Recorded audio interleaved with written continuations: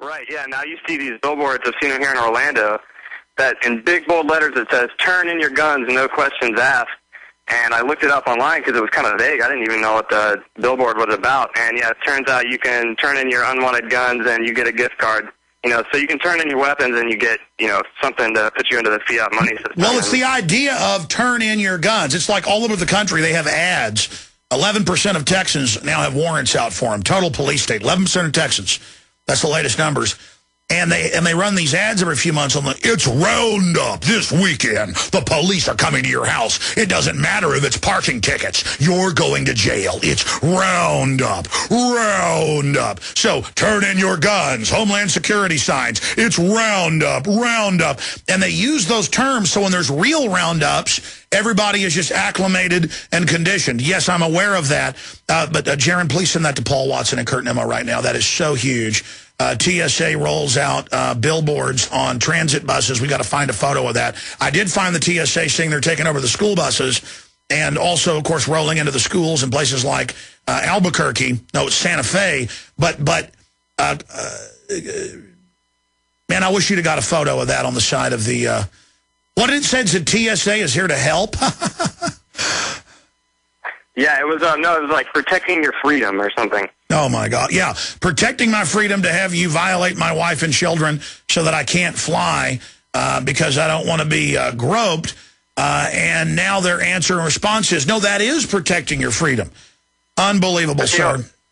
And what are they going to do with these guns that everyone is turning in? How do we know that they're not going to just ship them to Mexico? Sir, that's actually where the ATF, we now learn, isn't just doing it out of gun shops. Actually, they're in Florida. The ATF has been shipping them to the drug gangs because they're the drug gangs going after the other drug gang that didn't launder their money with them.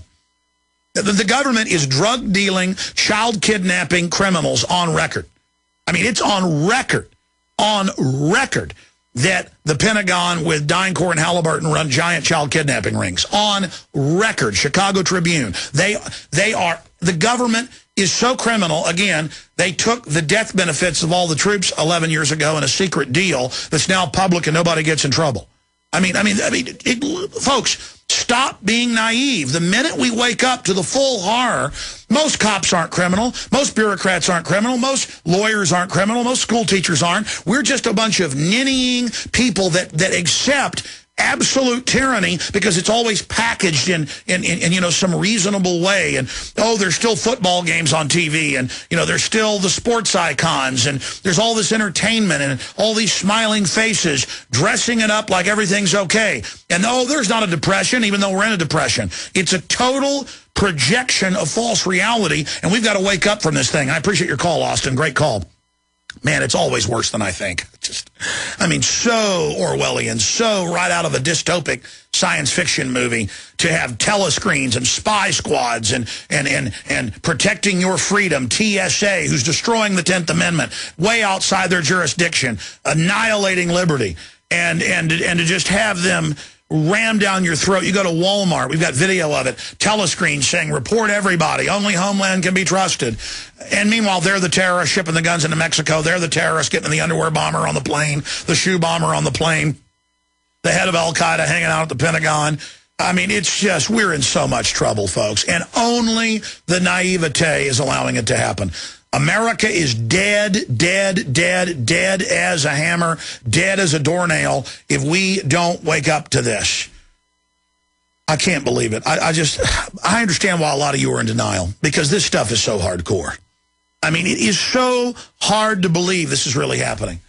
It's hard to believe that we have the government documents and have shot videos and made films and posted it where, going back 50 years, the federal government's own scientists said this sodium fluoride will cause cancer. They had studies back to the 20s. It will reduce IQ. Do not put it in the water. And they just called them conspiracy theorists. They know it gives a 7-fold increase in bone cancer alone. Don't believe me? Just type in fluoride, bone cancer, 7-fold increase. You'll get mainstream government documents.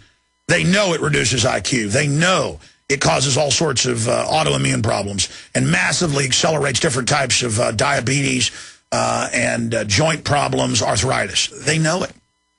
71% of the country has it pumped into the water, along with hundreds of other chemicals that they're allowed to add under the name fluoride, including uranium. been telling you about that for years. Suddenly, all over the country, they have local news going, yes, there is uranium being added to the water, but it's good. I mean, you cannot make it up. I wish I was a liar. I wish it wasn't true every minute. I love my children. I love this country. But we have such incredible psychopaths running things. Again, it's very positive how much folks have woken up. They've shown that they're ready to fully wake up. But it's going to take some real gut checks to get out of denial. Toll-free number to join us, 800-259-9231, 800-259-9231. We have Henry in California listening on XM channel 166. Henry, thanks for holding her on the air. Hi, Alex. I'm wondering if you can help me out with something personal. I was in the Air Force back when the Minot Air Force Base incident happened. And when they shipped, what, 3 nukes down to Louisiana? Now, see, that's the thing, Alex. I'm not sure if you've ever seen that film, Waltz with Bashir, how they describe... Have you ever seen that film? What film is that? Waltz with Bashir. I don't believe so. Oh, you should see that. That's a film about Israelis in conflict. But he goes in to describe how the individual soldier, is really stuck in the fog of war and, can't really... Because... Well, a whole bunch of the soldiers who were at Minot and saw the weird nukes being stolen, they're probably going to try to blame it on Iraq or something, those cruise missiles. A lot of people died who witnessed that. But I'm going to stop interrupting. You were getting off into a movie, but first, you say you want to get my advice about something at Minot and the missing nukes? Yeah, just because I was trying to, it's kind of like my personal thing now. I was... there when they had the stand-down day, and it's really hard for me to talk about. I'm getting kind of choked up. And so then, if you could give me any information, you see what I'm saying? From the individual's perspective, it's very difficult to understand just what was happening, because all I remember was just, craziness. I remember trying to tune into you. The Internet had you blocked, on the basis, of course. People were actively saying, this seems real suspicious. And you were just bringing up the planned attacks. See what I'm saying? From, the outer space aliens. What would be worse than cruise missiles? Well, that's right. Again, the CNN calling, saying it'd be great to have aliens attack because that would unify us, but we'd have to stage it. And then all these other advisors saying we need terror attacks. Like we're idiots and don't see them all over the news saying terror attacks will help Obama. And then Obama comes out and says, the Tea Party's about to blow stuff up. Tell them, Biden, that's right. I mean, it's 100% scripting like we're idiots. They talk to us like we're unconscious morons because a large portion of the population is in a mind-numb stupor. But I'm going to come back to you, Henry, listening on XM, channel 166. I want to hear from you about what you saw that day. I want to say something here very slowly and very simply for new listeners. If you've studied history, you know, anytime you build an extremely powerful government, even if good people built it, who were misguided, it will be taken over by corrupt individuals. They will seek to get control of it because that is the ultimate power on this planet. To wage war, to steal money, to shut down your competition. That's why tyranny is the norm all over the world. That's why third world countries that have more resources than the U.S. live in squalor, because the military just takes over. Or an oligarchy financed by megabanks takes over. And that's the end of it. And that's the end of your society. And there is a military-industrial complex, total police-state takeover that has happened.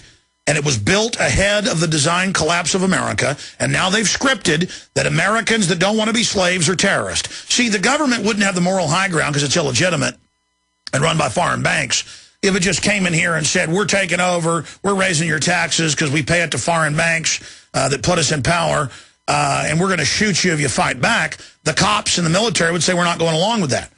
But if they nuke Chicago and say that a Tea Party military person got a nuke and did it, your neighbor will probably come over and try to lynch you.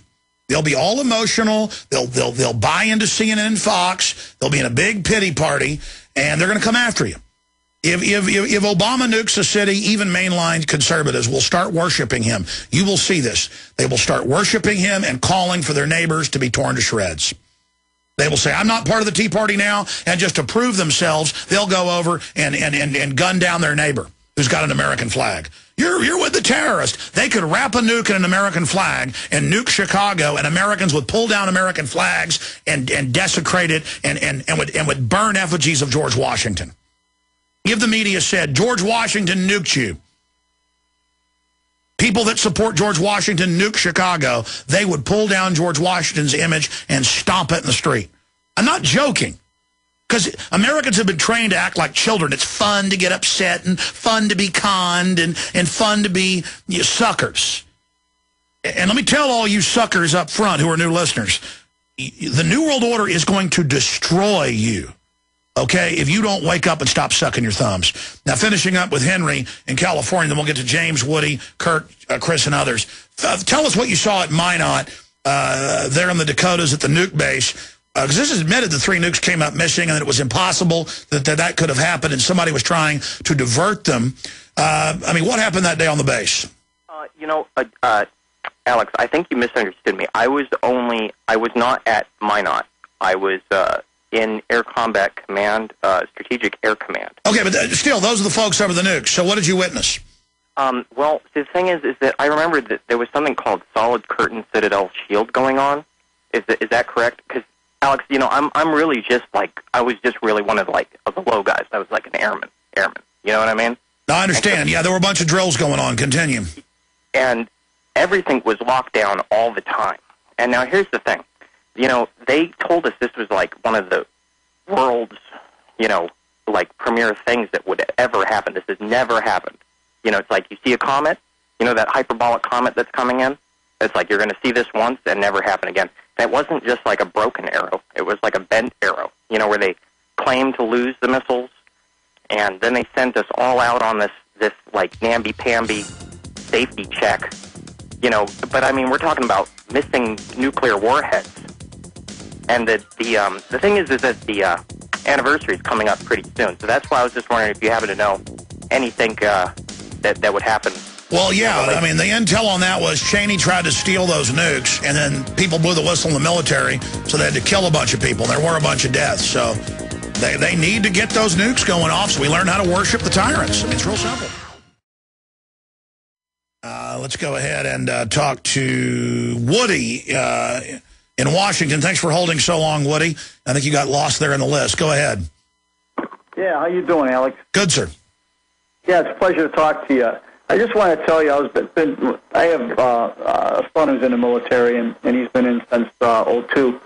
And just think for a lot of the military families right now, we're looking at the possibility here of escalating into a third world war and doing it through Libya. And I think Salente is right on his analysis. They're going to do what they've always done. They're going to follow their playbook, and they're going to take us right into World War III. And the American people need to start awakening to that fact and support Ron Paul for president. Well, I think you're right. And, the word is they are planning in late September, early October to announce the ground force in Libya. They keep trying the hoax of Gaddafi's left, Gaddafi's dead, Gaddafi went to Venezuela, Gaddafi will fall in 2 days, we'll be in Libya for 2 days. And the word is, from our sources that have been very accurate, and now NATO's admitted it, that if Gaddafi doesn't fall or doesn't leave, they are planning a ground force. But it's not a war, though. Okay? It's not a war, sir. Yeah, it's kinetic action. I understand. Yeah, exactly. Don't be an extremist. Come on. Yeah, I know. But to be extreme today is to talk reality and to know what your eyes are telling you is the truth, not what these talking morons on the tube are telling you. Let me ask you this. No, go ahead. You're attacking this right at where it needs to be hit, and that's right at the psychology of what they're using for propaganda purposes on us. And I want to commend you for doing that. That's your system is brilliant, and I wish you all the best for you and your family. And I just want you to know I gave $150 to Ron Paul's campaign today on the internet. And Awesome. He should be on with us soon. Thank you so much. Okay, more of your calls straight ahead. We got a guest joining us. Ask yourselves, what are you doing in this time of great challenge? What are you doing to unlock minds?